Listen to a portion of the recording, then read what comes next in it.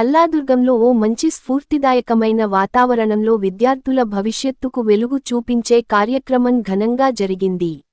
Impact international Sangareddy 18 ఆధ్వర్యంలో మెదక్ జిల్లా అల్లాదుర్గం మండల కేంద్రంలోని ప్రభుత్వ జూనియర్ కళాశాలలో మంగళవారం ఉత్తమ ఫలితాలు సాధించిన విద్యార్థులకు ఘనంగా సన్మాన కార్యక్రమం నిర్వహించారు. ఈ కార్యక్రమానికి ముఖ్య అతిథిగా అల్లాదుర్గం సిఐ శ్రీమతి రేణుక రెడ్డి హాజరై విద్యార్థులకు హితవు పలికారు. విద్యార్థులు బాగా చదివి జీవితంలో లక్ష్యాన్ని ఏర్పరచుకొని ఉన్నత స్థాయికి ఎదిగి ఇతరులకు ఆదర్శంగా నిలవాలని ఆమె ఆకాంక్షించారు. 30 సంవత్సరాల క్రితం ప్రముఖ వ్యక్తిత్వ వికాస నిపుణులు గంపా నాగేశ్వరరావు ఇండియాలో స్థాపించిన ఇంపాక్ట్ సంస్థ ఇంతింతై వటుడింతై అన్నట్టుగా ఎదిగి ప్రపంచ వ్యాప్తంగా వివిధ దేశాల్లో విస్తరించి గ్రామీణ విద్యార్థుల ఉన్నతినే లక్ష్యంగా పెట్టుకుంది ఇంపాక్ట్ ఇంటర్నేషనల్ సంస్థ. ఈ సందర్భంగా ఇంపాక్ట్ ఇంటర్నేషనల్ సంగారెడ్డి వారు 10వ తరగతి మరియు ఇంటర్మీడియట్లో ఉత్తమ ఫలితాలు సాధించిన విద్యార్థులను శాలువాలతో సన్మానించి జ్ఞాపికలు మరియు 1000 రూపాయల నగదు బహుమతులు అందించారు. ఈ కార్యక్రమం ఇంపాక్ట్ ఇంటర్నేషనల్ సంస్థ స్థాపకుడు గంపా నాగేశ్వరరావు ఆశయాలను కొనసాగిస్తూ గ్రామీణ విద్యార్థుల వ్యక్తిత్వ వికాసం కోసం చేస్తున్న కృషికి నిదర్శనంగా నిలిచింది. Impact international Sangareddy 18 region president Konka Rajeshwar నాయకత్వంలో ఈ కార్యక్రమం ఎంతో ప్రోత్సాహకరంగా సాగింది. ఇప్పటి వరకు సంగారెడ్డి జిల్లా వ్యాప్తంగా పలు పాఠశాలల్లో విద్యార్థులకు వ్యక్తిత్వ వికాస తరగతులు నిర్వహించడమే కాక ప్రతిభ కనబరిచిన విద్యార్థులకు సన్మాన కార్యక్రమాలు నిర్వహించారు. ఈ సన్మానోత్సవంలో జూనియర్ కళాశాల విద్యార్థులు వి చందన, ఎం.డి. ఫిర్దోస్, ఏ. పల్లవి, కె. సాహితి, ఎన్. సౌమ్య, వి. స్రవంతి, కె. ప్రశాంత్తో పాటు జిల్లా పరిషత్ ఉన్నత పాఠశాల 10వ తరగతిలో మెరిసిన అయిత మహిపాల్, గూమని వరప్రసాద్ లాంటి మొత్తం 24 మంది విద్యార్థులకు వారి తల్లిదండ్రుల సమక్షంలో సి. రేణుకారెడ్డి గారి చేతుల మీదుగా ఘనంగా సన్మానించారు. ఈ కార్యక్రమంలో మండల విద్యాశాఖాధికారి శ్రీ ధనంజయ, జూనియర్ కళాశాల principal Tukaram, impact international Sangareddy కార్యదర్శి Chittepu Narasimha Reddy, service coordinator Devalla Ramesh, leadership director Kummari Narsimhulu, అధ్యాపక బృందం మరియు విద్యార్థులు భారీ సంఖ్యలో పాల్గొన్నారు. యువతకు సరైన దారిచూపే ప్రయత్నాలు ఎక్కువై ఇలాంటి సంస్థలు ముందుకు వస్తే రేపటి భవిష్యత్తు ప్రకాశవంతంగా మారడం ఖాయం. Okay, thank you very much. ఇక్కడ మనం ఏదైనా సమావేశం ఏర్పాటు చేసుకున్నప్పుడు ఏదో టైం పాస్కో లేకపోతే ఇక్కడ కూర్చున్నప్పుడు మన పరిసరాలను గమనించడం అనేది నేర్చుకోవాలి. ఇక్కడ మనకు 2 బోర్డులు కనిపిస్తున్నాయి. ఒకటి ఇంపాక్ట్ బోర్డు అన్న వెనకాల, ముందల ఒక డ్రగ్స్ అని బోర్డు కనిపిస్తుంది. ఈ 2 చూశారా లేదా? ఊరికే మా స్పీచ్లు వింటున్నారా? చూశారు కదా. ఇంపాక్ట్ అంటే ఏంది? ఇంపాక్ట్ అంటే ఏంది? ఆలోచించిరా? బోర్డు చూసి ఎందుకు పెట్టిరు? ఇలా ఏమైనా ఫోటో గురించి పెట్టిరా? ఎందుకు పెట్టిరు? కింద ఎందుకు బోర్డు పెట్టిరా? ఆలోచించాలి కదా. మనిషి ఆలోచించకపోతే ఎదగడండి, ఆలోచించాలి. ఇంపాక్ట్ అంటే ఏంది? ఇన్ఫ్లుయెన్స్, అంతే కదా. మన పైన ప్రభావం చూపడం. ప్రతి ఒక్క వ్యక్తికి ఒకరి యొక్క ప్రభావం ఖచ్చితంగా ఉంటుంది. ఆ ప్రభావం ఎట్లుండాలి? ఇంపాక్ట్ ఎట్లుండాలి? ఉత్తమమైన వ్యక్తులది మాత్రమే మనపైన ప్రభావం ఉండాలని చెప్పేదే ఇంపాక్ట్. ఏ క్లాస్ చెప్పినా లాస్ట్కి ఏమవుతుంది? ఉత్తమమైన వ్యక్తులు, ఉత్తమమైన మార్గాలు, సన్మార్గాలు, ఏదైతే మంచి మార్గం ఉందో, ఎవరైతే గొప్ప వ్యక్తులు ఉన్నో వాళ్ళని మాత్రం మనం ఉదాహరణ తీసుకొని మనం సమాజంలో మీరు కూడా అలా ఎదగాలని చెప్పే ఉపన్యాసాలే ఇంపాక్ట్ యొక్క ఉపన్యాసాలు. ఓకేనా? ఇంపాక్ట్ అర్థమైంది కదా. నెక్స్ట్ ఏంటంటే డ్రగ్ ఏమి ఇస్తుంది? మాకేం తెలుసు మేడం, ఏమి తీసుకున్నామా మాకేం తెలియదు అంటారు. అవునా? మీకు అందరికీ తెలుసు. డ్రగ్ ఏమి ఇస్తుంది? కిక్ ఇస్తుంది. బీరేమి ఇస్తుంది? కిక్ ఇస్తుంది. అవునా? మత్తు ఇస్తుంది అంటే కిక్ ఇస్తుంది కదా. ఉన్నట్టు ఉండం, వేరే మారిపోతాం. మన కిక్ ఎందులో ఉండాలి? మనం లక్ష్యం నెరవేరిన రోజు కూడా ఆ కిక్కు మస్తు ఉంటుంది. ఆ రోజు మనం ఆ కిక్కు పొందాలి. అవునా? ఈ కిక్ వద్దు, ఆ కిక్ కావాలని చెప్పడానికే ఈ సమావేశం ఏర్పాటు చేసుకున్నాం. మీరందరూ అనుకుంటారు, ముఖ్యంగా నేను అక్కడ ఉన్నప్పుడు అదే అనుకున్నా, వీళ్ళకేం పని పాట ఉండదు, వచ్చి కూర్చొని మా బుర్రలు తినడానికి వచ్చిర్రు, ఈ బుర్ర బుద్ధి తినేసి వెళ్ళిపోతారు ఈరోజు అని. ఇది నిజాయితీగా సమాధానం చెప్తే ఒక మంచి గిఫ్ట్ ఇస్తా. అనుకుంటుర్రా లేదా? అనుకున్న వాళ్ళ చేతిలో ఖచ్చితంగా గిఫ్ట్ ఇస్తా. అందరు అబద్ధాలు చెప్తారు, ఇచ్చి పొద్దున్న లేచి అబద్ధాలు స్టార్ట్ చేసారు. అందరూ అనుకుంటాం, అది మానవ యొక్క లక్షణం, అది అనుకోవడం సహజం. కానీ ఇక్కడ అందరము అనుభవజ్ఞులనే, చాలా దెబ్బలు తిని ఇక్కడ వరకు వచ్చిన వాళ్ళమే. మేము ఎందుకు చెప్తామంటే అజ్ఞానులు ఎప్పుడు దెబ్బలు తింటూ ఉంటారు. జ్ఞానులు ఎప్పుడు ఏం చేస్తారు, ఎదుటోడు తప్పు చేస్తే ఆ తప్పు వల్ల వాళ్ళు ఏ ఫలితమైతే పొందినారో ఆ తప్పు పొందకుండా జ్ఞానుడు తప్పు చేయడనమాట. అంటే నీ సమయం వృధా కాదు, మీరు అలా చేయకండి అని చెప్పడానికి మాత్రమే ఈ సమావేశాలు ఏర్పాటు చేస్తూ ఉంటాం. పర్సనాలిటీ డెవలప్మెంట్ అంటే ఏంది? డెవలప్ కాలేరా? బాగానే ఉన్నారు కదా, ఎర్ర బుర్రగల మంచి పొడువుగా హైటు గీట్ అంతుంది కదా. వ్యక్తిత్వ వికాసం అనేది ఎందుకు క్లాసులు జరుగుతున్నాయి? పర్సన్ మాత్రమే డెవలప్ అవుతున్నాడు, వికాసం అవ్వట్లేదు. కారణం ఏంటి? సరైన సమయంలో సరైన నిర్ణయాలు తీసుకోకపోవడం, తప్పుడు సమయంలో వేరే నిర్ణయం, ఇంకో సమయంలో ఇంకో నిర్ణయాలు తీసుకోవడం వల్ల మనం పర్సనాలిటీ డెవలప్మెంట్ కానట్టు. మీకు ఒకటి అడగనా, నీవు ఐఏఎస్కి పెళ్లి చేసుకుంటావా లేకపోతే పని మనిషికి పెళ్లి చేసుకుంటావా? మామూలుగా ఒకవేళ ఐఏఎస్ సంబంధం వస్తే ఐఏఎస్కి పెళ్లి చేసుకుంటా. నోరిపని వాళ్ళంతా వేస్టే. ఐఏఎస్ వచ్చిండు మీ ఇంటికి సంబంధానికి, ఒక పని చేసేటోడు శ్రామికుడు అంటే మామూలు బిల్డింగ్ కడతాడు మేస్త్రి వచ్చిండు, ఎవరికి పెళ్లి చేసుకుంటావు? ఐఏఎస్కి చేసుకుంటావు. నువ్వు ఎవరికి చేసుకుంటావు? ఐఏఎస్ పెళ్ళాం కావాలా లేకపోతే ఇంట్లో పని ఆమె పెళ్ళి కావాలా? ఎవరు కావాలి? కిందికి మాకు పెళ్ళేమొద్దా? అటు ఏం భయ అటు ఇటు మాట్లాడదు, ఏదో ఒకటి నిర్ణయించుకోవాలి. ఏది కావాలి? అది కూడా కన్ఫ్యూజ్లో ఉన్నాడు. అది కన్ఫ్యూజింగ్ కూడా చాలా డేంజర్. మనిషి నిర్ణయం అనేది ఏదో ఒకటి ఉండాలి. కన్ఫ్యూజింగ్ అని చాలా, ఏదో ఒక నిర్ణయం, మంచి అయినా చెడైనా నిర్ణయం తీసుకో, కష్టపడు, ఖచ్చితంగా ఏదో ఒక రోజు డెవలప్ అవుతావు. నిర్ణయం తీసుకోకుండా తల క్రిందికి వేసినావు అనుకో, నీ తలపైన 100 మంది నొక్కుతూ ఉంటారు. ఈ సమాజం నీకు నొక్కడానికే ఉంది తప్ప ఎదగడానికి ఉండదు. కాబట్టి తల క్రింది వేస్తుంది. అంటే మీరు వ్యక్తిగతంగా అందరూ కూడా ఒక మంచి స్థాయిలో ఎదగాలని ఉంటుంది, మంచిగా ఉండాలని ఉంటుంది. కానీ అటువైపు ప్రయాణించడం చాలా కష్టంగా ఉంటుంది, అంత ఈజీ కాదు. మేమనేది కూడా అంతే. కొద్ది రోజులు కష్టపడు, మిగతా జీవితం అంతా ఎంత విశాలంగా ఉంటుందంటే ప్రతిరోజు కిక్కే ఉంటుంది. ఏ డ్రగ్ అవసరం లేదు, ఏం అవసరం లేదు. కాబట్టి నీ చెయ్యి ఎట్లుండాలి? నీ చెయ్యి ఎట్లుండాలి? ఇట్లుండాలా? గుడ్, వాడికి అందుకే కరెక్ట్ మార్కులు వచ్చినాయి. చెయ్యి ఎప్పుడు ఇట్లుండాలి. ఎప్పుడు ఉంటుంది అట్లా? నువ్వు సమాజంలో అందరికంటే బాగా ఎదిగినప్పుడు ఇచ్చే స్థితిలో ఉంటావు, అడుక్కునే స్థితిలో ఉండకూడదు. ఏం అడుక్కోవాలి? జ్ఞానం అడుక్కోవాలి తప్ప వేరేది ఏది కూడా అడుక్కోవద్దు. మీరందరూ అది ఎప్పుడు వస్తుంది అట్లా? అడుక్కునే స్థితి నుంచి ఇచ్చే స్థితికి ఎప్పుడు వస్తాం? మంత్రాలు చేస్తూ వస్తామా? పూజలు చేస్తూ వస్తామా? మరి ఏం చేస్తాం? దొంగతనం చేస్తూ వస్తామా? ఏం చేస్తూ వస్తాం? దానికి ఒకటే ఒక మార్గం, చాలా సింపుల్ మార్గం. ఒక లక్ష్యం అనేది ఉండాలి. అది ఏ లక్ష్యం? నీకు చేతనైనంత లక్ష్యం, ఉన్నతమైన లక్ష్యం ఉండాలి. దానికి ఏముండాలి? ప్లానింగ్ ఉండాలి. తర్వాత ఏముండాలి? ఎగ్జిక్యూషన్ ఉండాలి, కష్టపడాలి. అప్పుడు నువ్వు ఇచ్చే స్థితిలో ఉంటావు. మీరందరూ కూడా ఈరోజు మీరందరూ ఇచ్చే స్థితికి ఎదగాలని మనస్ఫూర్తిగా కోరుకుంటూ, మీరు మీ సమయం అంతా మాకు ఇచ్చినందుకు, మేం కాదు మీ సమయం మాకు ఇచ్చినందుకు ధన్యవాదాలు తెలియజేస్తూ, అలాగే మీరు ఏదో ఒక రోజు ఇచ్చే స్థితిలో ఉంటే ఎక్కడో ఒక దగ్గర నేను పుచ్చుకునే స్థితిలో ఉండాలని భావిస్తూ మీకు ఆ విజ్ఞానం అందించాలని మనస్ఫూర్తిగా కోరుకుంటూ, మీ తల్లిదండ్రులకు మంచి పేరు తేవాలని ఆ దేవుడికి కాలాన్ని ప్రత్యేకంగా ధన్యవాదాలు తెలియజేస్తూ, ఈ సమావేశం నాకు అవకాశం ఇచ్చిన పెద్దలందరికీ కూడా ధన్యవాదాలు తెలియజేస్తూ ముగిస్తున్నాను. జై హింద్, జై భారత్. బ్రెయిన్ మెమొరీ ఎంత ఉంటుంది తెలుసా? 2.5 PB ఉంటుంది. అంటే 2,50,000 GB. అంటే ఒక సినిమాను 365 రోజులు వేసుకోవచ్చు. మనం ఎంత వాడుతున్నాం మన మెమొరీని? 1% కూడా వాడతలేము, అవునా కదా? చిన్న పిల్లలు కూడా చిన్నతనంలో ఏదైనా చిన్న ఇన్సిడెంట్ జరిగితే లైఫ్ లాంగ్ గుర్తుంటుందా లేదా? ఇప్పుడు మీరు చాలామంది ఆడపిల్లలు, కొంతమంది మగపిల్లలు ఉన్నారు కదమ్మా. చిన్నతనంలో మీకు చాలామందికి తెలుసు ఏదో ఒక కర్రీ అంటే ఇష్టం ఉండదు, అవునా కదా? కొంతమందికి నిజమా కదా? ఎందుకు ఇష్టం ఉండదు? అది ఆ శత్రువా? కాదు కదా. అంటే మైండ్లో కూర్చుండిపోతుంది. ఒక్కసారి చిన్నతనంలో మమ్మీ నేను తినంటే తినవి అంతే. అట్లనే మీకు కూడా చాలామందికి కూడా science, social, maths, Hindi, English ఏదైనా కానీ ఒక సబ్జెక్ట్లో కొంచెం ప్రాబ్లం వచ్చిందనుకో, 2-3 సార్లు ట్రై చేసినా కూడా మనం సక్సెస్ కాకుంటే అక్కడ మనం డౌన్ఫాల్ అవుతూ ఉంటాం. అప్పుడు ఏం చేస్తాం? 10th వచ్చిన తర్వాత ఇంటర్మీడియట్లో మెల్లగా బైపాస్ ఆలోచిస్తాం అన్నట్టు. సైన్స్ ఇష్టం లేనివాడు మ్యాథ్స్కి వస్తాడు, మ్యాథ్స్ ఇష్టం ఉన్నవాడు సైన్స్కి వస్తాడు, ఏది లేకుంటే సిఈసికి వస్తాం, అవునా కదా? ఎక్కడ ప్రాబ్లం వస్తుంది? ఇదంతా మనకు అలవాట్లనే వస్తుంది. మీరు అందరూ అనుకోవచ్చు, తల్లిదండ్రులు కూడా చెప్పేది ఏంటంటే, మీరు సిస్టమేటిక్ ఉన్నప్పుడే పిల్లలు కూడా అట్లనే ఉంటారు. మీరు ఇంట్లో కూర్చొని ఫోన్ చూస్తుంటే చదువుకోరంటే వాడు చదవడు. మ్యాక్సిమం 10th క్లాస్ వాళ్ళైతే మ్యాక్సిమం టీవీ కనెక్షన్ తీసేసేయండి. అవసరమైతే సీరియల్ మీ మమ్మీ వాళ్ళు పక్కింట్లో పోయి చూస్తారు. 10th క్లాస్ మీ బాబు కంటే ఎక్కువైతే కాదు కదా, అవునా కదా? మనం చేసేదే పిల్లల కోసం కదా.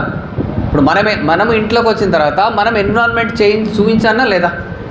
మీరు ఒక్కడు గుర్తుపెట్టుకోండి, ప్రపంచంలో చాలా విలువైనది ఏంటంటే కొన్ని దేశాలలో ఎవరైతే తల్లిదండ్రులు సిస్టమేటిక్ ఉంటారో అక్కడ కూడా జనాభా కూడా అట్లనే వస్తుంది. పొద్దున్న లేచిన తర్వాత మన మాట తీరు కూడా ప్రాబ్లం ఉంటుంది. ఇప్పుడు ఏ వాతావరణంలో పెరిగిన మనిషి ఆ వాతావరణమే మాట్లాడతాడు, అవునా కదా? ఏ వృత్తిలో ఉన్న మనిషి ఆ వృత్తిలోనే మాట్లాడుతూ ఉంటాడు. కాబట్టి మీరు అందరూ కూడా ఇంటి లోపట అనేది చాలా ఇంపార్టెంట్. కడప లోపల ఏమైనా కానీ కడప దాటిన తర్వాత నెక్స్ట్ ఏముంటుంది? కడప లోపల మన కుటుంబం ఉంటుంది కదా, అక్కడ తల్లిదండ్రుల మీద ఆధారపడుతుంది కదా మొత్తం. మనం తల్లిదండ్రులు ఎట్లా ఉంటే అట్లా ఉంటుంది, అవునా కదా? అట్లానే ఇప్పుడు ఉద్యోగస్తులు కూడా ఉంటారు చాలామంది, రకరకాల ఉద్యోగాలు చేస్తాం మనం. ఆఫీస్ స్ట్రెస్ అంతా తీసుకొచ్చి ఇంట్లో తీసుకొచ్చినాం అనుకో, పిల్లలు ఏమనుకుంటారు, మా డాడీ మూడు ఎప్పుడు ఇంతే ఉంటుంది అనుకుంటారు. ఏదైనా అడగాలంటే కూడా భయపడతారు. చాలామంది చిన్నపిల్లలకి ఇంటర్వ్యూ చేస్తే మీ డాడీ ఏం చేస్తాడమ్మా అంటే, ఏమో సార్ రాగానే ల్యాప్టాప్ చూస్తుంటాడు, ఫైల్స్ చూస్తుంటాడు, మాకు టైం ఇయ్యారంటారు. అట్లా కాకుండా లైఫ్లో ఎంత స్ట్రెస్ ఉన్నా కూడా ఇంటికి వచ్చిన తర్వాత పిల్లలకంటూ టైం ఇవ్వాలి. మనం చాలామంది ఒక చిన్న తప్పు చేస్తాం ఏంటంటే, ఆఫీస్లో ఉన్నప్పుడు ఇంటికి వెళ్ళి ఫోన్ వస్తే కోపానికి వస్తాం, 2 సార్లు ఫోన్ చేస్తాం, లేకపోతే పని ఉన్నప్పుడు బుద్ధి దానికి మళ్ళీ చేస్తున్నామని. అదే ఇంట్లో ఉన్నప్పుడు మన పిల్లలతో ఉన్నప్పుడు మనకు సంబంధించిన బాస్ కానీ బిజినెస్ పార్ట్నర్ కానీ అధికారి కానీ ఫోన్ చేస్తే బయటకు పోయి మాట్లాడతామా లేదా? అంటే కుటుంబానికి విలువిస్తున్నామా, అటు ఎవరికి విలువిస్తున్నాం? మనం చేసే పనికి విలువిస్తున్నాం. ఎందుకు? భయం అన్నట్టు, ఫైనాన్స్, అంతే కదా. కానీ ఇక్కడ ఏం చేస్తుంది మన పరిస్థితి? ఏమవుతుంది? కుటుంబంలో రిలేషన్షిప్ తగ్గుతుందా లేదా? ఎంతమంది మీరు అందరూ సాయంత్రం కలిసి తింటారమ్మా, నానమ్మతోని, నానమ్మ డాడీతో కలిసి ఎంతమంది తింటారు? నిజంగా అబద్ధం ఆడద్దు. మళ్ళీ థ్యాంక్ యూ, మా మెజార్టీ బాగుంది, ఓకే. దీనివల్ల బెనిఫిట్ ఏంది అంటే స్కూల్లో జరిగింది చెప్తారు. మీరు ఎంతమంది, మీకు ఒకటి తెలుసా, చాలామంది పిల్లలు ఒక 5th క్లాస్ 6th క్లాస్లో ఉన్నప్పుడు డాడీకి మమ్మీకి బాగా చెప్తారు, డాడీ మమ్మీ ఇట్లా జరిగింది, స్కూల్లో ఇట్లా జరిగింది. పెద్దగానే చెప్పారు, ఎందుకంటే పెద్దగా అవుతున్నాం కదా, అవునా కదా? షేర్ చేసుకుంటారా మమ్మీతో మీరు ఎవరన్నా? మీకు ఇంకొక విషయం చెప్పాలి, ప్రపంచంలో వెల్ విషర్స్ అంటే మమ్మీ డాడీ. ఏది ఉన్నా కూడా మీరు షేర్ చేసుకుంటే మీ మనసు ఎంత నీట్గా ఉంటుంది, అవునా కదా? మనం అట్లా చేయం. ఆ పక్కకున్న ఫ్రెండ్కో వాళ్ళకి షేర్ చేస్తారు, వాళ్ళకేం తెలుస్తుంది, అవునా కదా? ఇంకొకటి, మీరు ఎంతమంది మమ్మీకి ఇంట్లో మ్యాక్సిమం విలువిస్తారమ్మా? లేడీస్కి చెప్పాలి పాపం. మమ్మీ నీకు తెలియదని ఎవరైనా అంటారా? అప్పుడప్పుడు అంటాం, నీకు తెలియదు మమ్మీ, నీకు సబ్జెక్ట్ నీకేం తెలుసు, ఇంటర్ ఇట్లా ఉంటుంది, ప్రాక్టికల్స్ ఉంటాయి, అవి ఉంటాయి, నీకు తెలియదు డాడీ నీ సమాన్లా అంటారా లేదా? నిజంగా చెప్పాలంటే నిజంగా అంటాం కదమ్మా, అవునా కదా? నేనేమంటున్నానంటే ఒక పెన్ను, సార్ నేను చెప్తాను, ఈ పెన్ను ఉంది కదా, దీన్ని ఎంతసేపు పట్టుకోగలుగుతారు మీరు పైకి లేపి? హార్డ్లీ ఒక 5 నిమిషాలు, అంతేనా? ఇంకెక్కువ నిలబడతారా? ఒక 5 మినిట్స్, లేదు ఒక 500 ఫ్రైజ్ అంటే ఇంకొక జరసేపు ఇట్లా పట్టుకొని సపోర్ట్ ఇస్తారు. కానీ మీ మమ్మీ మిమ్మల్ని ఎన్ని రోజులు మోసిందమ్మా? 270 days, ఒక 2-2.5 కిలోలు మోసింది కదా ఆ బరువు. మీరు కనీసం 1 కిలో మెడల్ వేసుకొని ఎన్ని రోజులు ఉండగలుగుతాం? గంట సేపు కూడా ఉండలేము మ్యామ్. కానీ మమ్మీకి ఏమంటాం మనం? నీకు తెలియదు మమ్మీ అంటాం. ఎప్పుడైతే మీరు ఫస్ట్ ఇంట్లో మదర్కు ఫాదర్కు విలువించినప్పుడు ఆటోమేటిక్ నీకు బయట కూడా అన్నింటిలో కూడా ఒక విధమైన ఇన్స్పిరేషన్ ఉంటుంది. ఇప్పుడు ఫాదర్ తెలుసు మీకు ఎంత కష్టపడితే మన మీద షర్ట్ వస్తుంది, ఎంత, అవునా కదా? డ్రెస్సెస్ కానీ ఇప్పేయడం కానీ. మీకు తెలియకుంటే టీచర్లను అడగండి. ఇంటికి పోయిన తర్వాత ఒకసారి రివిజన్ చేసుకోండి, ఒక ప్లానింగ్ షెడ్యూల్ పెట్టుకోండి, టైం మేనేజ్ పెట్టుకోండి, ఏ సబ్జెక్ట్ ఎప్పుడు చదవాలి. ఇప్పుడు మనం ఏం చేస్తున్నాం తెలుసా? ఇప్పుడంతా హ్యాపీగా ఉంటాం, ఇంకా 3 నెలలు 6 నెలలు ఉంది కదా అంటాం. రేపు క్వార్టర్ల ఎగ్జామ్ తర్వాత, హాఫ్ ఇయర్ల ఎగ్జామ్ తర్వాత, అన్యువల్ ఎగ్జామ్ వచ్చినప్పుడు భయం అవుతుందా లేదా కొంచెం? మళ్ళీ ఇప్పటి నుంచే మీరు ప్రిపేర్ ఉంటే ఏమవుతుంది పరిస్థితి? ఉంటుందా లేదా? ఇప్పుడు మీరు అందరు 8th 10th క్లాస్ వాళ్ళు ఉన్నారు కదా, మీరు 8th 9th సబ్జెక్ట్స్ ఎప్పుడైనా చూస్తారా, లేకుంటే పుస్తకాలు అమ్మేసిరా ఉన్నాయా ఇళ్ళల్లో? మీకు అందరికీ తెలుసో లేదో, మ్యాథ్స్ సైన్స్ కానీ ఈ బేసిక్స్ అనేది ఖచ్చితంగా రేపు డిఎస్సి ఎగ్జామ్ రాసినా, ఏ కాంపిటేటివ్ రాసినా 8th 9th 10th సంబంధించిన బేసిక్సే వస్తాయి. మనం ఏం చేస్తామంటే ఇప్పుడు సరిగ్గా పునాది వేసుకోకుండా ఏదైనా నోటిఫికేషన్ పడంగానే బుక్ స్టోర్లో పోయి ఇంత దొడ్డు బుక్ కొంటాం, విజిఎస్ కానీ ఇంకేదైనా పబ్లికేషన్. కానీ మనం ఏం చేస్తున్నాం, బేసిక్స్ అనేది చదువుకుంటలేం. ఇంకొకటి మీకు అందరికీ తెలుసు, ప్రతి సబ్జెక్టు ఉండాలి. ఎప్పటి వరకు ఉండాలి? మరి ఎగ్జామ్ అయిపోయి ఈ ప్రపంచంలో బయటకు వచ్చే వరకు నాలెడ్జ్ ఉండాలి. అంటే కొన్ని సబ్జెక్టులు ఉపయోగపడకపోవచ్చు. చదువు అనేది ఒక నిర్దిష్టమైన ఒక గేట్వే లెక్క ఉంటుంది. ఒక డిగ్రీ చేసిన తర్వాత వ్యవసాయం అనేది ఏమని చేయి. మీకు అందరికీ తెలుసు A+B² అనేది జీవితంలో ఉపయోగపడేది మనకు తెలుసు. అయినా మనం చదవాలి. ఎందుకు చదవాలి? మంచి ర్యాంక్ రావాలి, చదవాలి. సేమ్ మంగళవారం నాడు మీ మమ్మీ ఏం కర్రీ చేసింది ఐడియా ఉందా మీకు? గుర్తుంటుందా?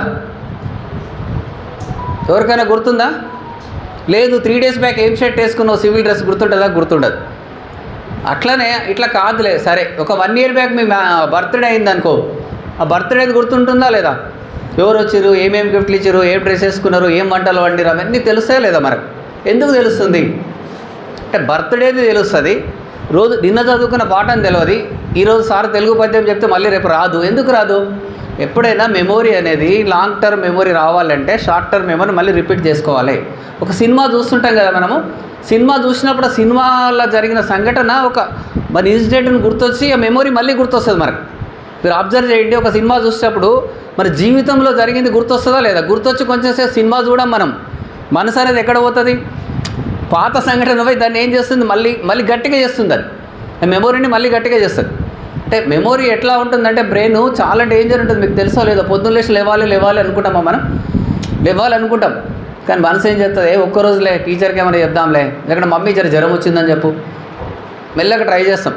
అట్లా కాకుండా ఒక్కసారి నిద్రలోకి బయటకు వచ్చినాం అనుకో, బ్రెయిన్కి అర్థమైపోతుంది వీడు ఇన్నట్రా నన్ను ఎట్లన్నా లేపుతాడని. అవునా కదా? అందుకే అలారం పెట్టుకుంటే మీరు కొంచెం దూరం పెట్టుకోండి, ఇక్కడ బెడ్ కిందనో మెత్త కింద పెట్టుకుంటే ఉత్తేస్తాం దాన్నిగా. అర్థమవుతుంది కదా?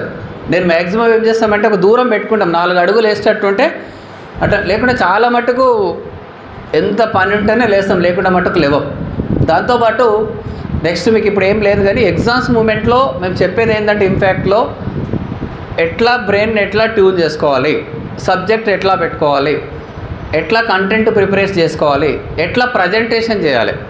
అవునా కదా? ఇప్పుడు ఒక చిన్న ఎగ్జాంపుల్ చెప్తాను మీకు. నేను కిచెన్లో అన్ని రకాల వంటలు వండుతారు కదా, పెద్ద స్టార్ హోటళ్ళల్లో అదే ఇడ్లీ రోడ్డు మీద తింటాం 15-20 రూపాయలు. అదే ఇడ్లీ స్టార్ హోటల్లో పోతే 120 రూపాయలు ఉంటుంది ప్లేట్.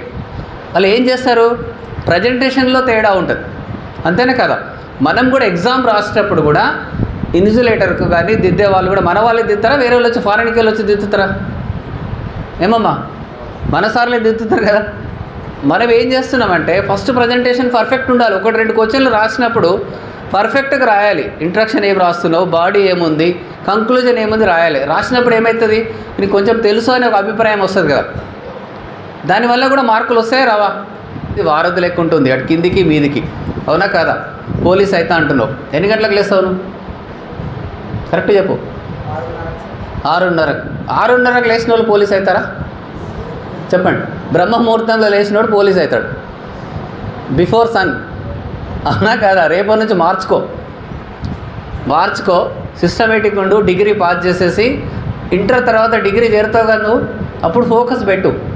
ఫస్ట్ బాడీ బిల్డ్ చేసుకో, క్రమశిక్షణ ఫస్ట్. అవునా కదా? 6:30కి కాదు ఇప్పటి నుంచి. మీ డాడీ వచ్చిండా? రాలేదు. 6:30కి లేస్తే నువ్వు పోలీస్ కాలేవు. ఏమవుతావు? షాప్ పెట్టుకోవాలి లేదా? నీకు మెల్లగా లేచి 7 గంటలకు షాప్ తీసిన ఓడేమన్నాడు. అప్పుడు సిపాయిల తిరుగుబాటు కానీ, కాస్ట్లీ యుద్ధం కానీ, యుద్ధాల గురించి తెలుసు కదా. సేమ్ యాజ్ ఇట్ ఈజ్ మనం రాస్తాం కదా. కూర్చోబ్బా, రాస్తాం కదా. రాస్తామా లేదా? హిస్టరీ చదువుకున్నా లేదా మీరు? ఏమమ్మా, హిస్టరీ చదువుకున్నాం కదా. ఎప్పుడైనా మీరు ఈ యుద్ధం ఎందుకు జరిగిందని ఆలోచించారు ఎవరైనా? ఒక యుద్ధం జరుగుతుంది కదా, యుద్ధం ఎందుకు జరిగిందని ఆలోచించిన వాళ్ళు ఐఏఎస్ ఐపీఎస్ అవుతారు. ఏదో గుడ్డిగా చదివితే మీ అక్బర్ గజనీ మహమ్మద్ దండయాత్ర మనం కూడా అదే రాస్తాం. సిపాయిల తిరుగుబాటు మనం అదే రాస్తాం. పాస్లీ యుద్ధం మనం అదే రాస్తాం. కానీ ఇది ఎందుకోసం జరిగింది, అప్పుడున్న పరిస్థితులు ఏందని మనం ఆలోచించాం. నిజంగా ఆలోచించిన వాళ్ళు ఏమవుతారు? సివిల్ సర్వీసెస్ అవుతారు. ఒక సమస్యను సెకండ్లలో సాల్వ్ చేయగల కెపాసిటీ ఎవరికి వస్తుంది అంటే భారతదేశంలో డెమోక్రసీలో అత్యుత్తమైన పోస్ట్ ఐఏఎస్ ఐపీఎస్ఏ కదా. ఎంత ఫాస్ట్గా చేస్తారా లేదా? అందుకే మీరు అందరూ కూడా డిగ్రీ తర్వాత మ్యాక్సిమం 1 year పోతే పోయేదేముంది, ఒక లాంగ్ టర్మ్లో పెట్టేసుకుంటే ఒక సివిల్ సర్వీస్కి చేసుకుంటే చిన్న పోస్ట్ అని వస్తుంది, గ్రూప్ 2 అని వస్తుంది. సరేనా? రైట్. మేధావుల ద్వారా మీరు సమాచారాన్ని సేకరించండి. ఏం చేస్తే ఆ స్థాయికి మేడం ఇప్పుడు ఉన్నత స్థానంలో ఉన్నటువంటి సిఐ మేడం గారు ఉన్నారు. స్టార్టింగ్ ఎస్ఐ పోస్ట్, ఆ తర్వాత సిఐ పోస్ట్, డిఎస్పీ, ఎస్పీ, ఇట్లా స్టేజెస్ మారుతూ పోతుంటుంది. విస్తృతమైనటువంటి అధికారాలు ఉంటాయి మేడం గారికి. మరి ఆ స్థాయి రావాలంటే మీరు ఏం చేయాలి, ఏం చేస్తే ఆ స్థాయికి ఎదగలుగుతారు అనేటటువంటిది వివిధ మేధావుల ద్వారా సమాచారాన్ని సేకరించండి. పుస్తకాలు ఏవి చదివితే ఆ స్థానాన్ని చేరుకుంటారో ఆలోచించండి. పోలీస్ డిపార్ట్మెంట్ అనుకుంటే మన టీచర్స్, కాలేజీలో లెక్చర్స్ అయ్యారు, వీళ్ళందరూ లెక్చర్స్ ఉన్నారు. మరి వాళ్ళ స్థాయికి చేరుకోవాలని కొంతమంది మేము కూడా లెక్చర్ కావాలి, లేకపోతే టీచర్ కావాలి అనే ఆలోచనలు ఉంటాయి మీకు కూడా. మరి ఆ స్థాయికి చేరుకోవాలంటే ఏం చేయాలి? మెయిన్ బేస్ ఇంటర్మీడియట్ బాగా కష్టపడి ఎవరైతే చదువుతారో వాళ్ళకు ఖచ్చితంగా ఏదో ఒక పోస్ట్ వస్తుంది. గుర్తుపెట్టుకోండి, 38 ఏళ్ళ అనుభవం ఉన్నటువంటి నేను చెప్తున్నా, ఇంటర్మీడియట్లో ఎవరైతే బాగా చదువుతారో, బాగా హార్డ్ వర్క్ చేస్తారో వాళ్ళ ఫ్యూచర్ బాగుంటుంది. దానికి ప్రతిరూపమే నేను. ఇంటర్మీడియట్ లెక్చర్ దగ్గర పోతుంటే, క్లాస్లో హోంవర్క్ చేసుకుంటుంది, ట్యూషన్ పోతుంటే, 3 దగ్గర హోంవర్క్ చేసుకుంటుంది. బాగా కమాండింగ్ వచ్చింది. నేను ఎంపీసీ తీసుకున్నా, బాగా హార్డ్ వర్క్ చేసిన, degree MPC, diet, teacher training, entrance రాగానే సీట్ వస్తుంది, ట్రైనింగ్ రాగానే జాబ్ వస్తుంది, ఖచ్చితంగా వస్తుంది. విల్ పవర్ ఉండాలి. నేను ఎందుకు సాధించవద్దు, నాకేం తక్కువ ఉంది, నేను చదవలేనా అనేటటువంటిది ఉంటే మాత్రం ఖచ్చితంగా మీరు ఇంటర్మీడియటే మెయిన్ కారణం. యద్భావం తద్భవతి. ఒకే ఒక విషయం ఏం చెప్తాడు, ఫస్ట్ స్టార్ట్ చేయడం అది దాన్ని స్టార్ట్ చేస్తాడు. యద్భావం తద్భవతి. ఇంగ్లీష్లో ఏంటిదంటే what you think you become that. తెలుగులో మీ ఆలోచనలే మీ భవిష్యత్తు. మీరు ఏ రకంగా ఆలోచిస్తే మీ భవిష్యత్తు ఆ రకంగా ఉంటుంది. ఒకవేళ మీరు మంచిగా ఆలోచించారనుకో, you will become good person. ఒకవేళ మీరు చెడుగా ఆలోచించారనుకో, you will become a bad person. ఒకవేళ మీరు ఇన్నోవేటివ్గా, ఆవిష్కరణగా మాట్లాడితే you will become a doctor, you will become a engineer, you will become a scientist, ఒక మంచి పొలిటీషియన్గా మారుతారు. అందుకని ఏంటిదంటే మన ఇంపాక్ట్ ఇంటర్నేషనల్ ఫౌండర్ గంప నాగేశ్వర్ వాళ్ళ యొక్క ఒక చిన్న స్పీచ్, ఆయన స్పీచ్ విన్నాను. ఆయన ఏం చెప్తాడంటే మన యొక్క జీవితం B and D. English letter తెలుసు కదా, ABCD. ఆయన ఏం చెప్పిందంటే మన యొక్క జీవితం ఏంటిదంటే బి మరియు డి. బి అంటే ఏంటిది? బర్త్, మన యొక్క జననం. డి అంటే ఏంటిది? మన యొక్క డెత్, అంటే మరణం. ఈ రెండింటికి మధ్యలో ఒకటి ఏముందంటే సి అనే అక్షరం. ఆ సి అనే అక్షరమే మన జీవితం. సి అంటే ఏంటిది? చాయిస్.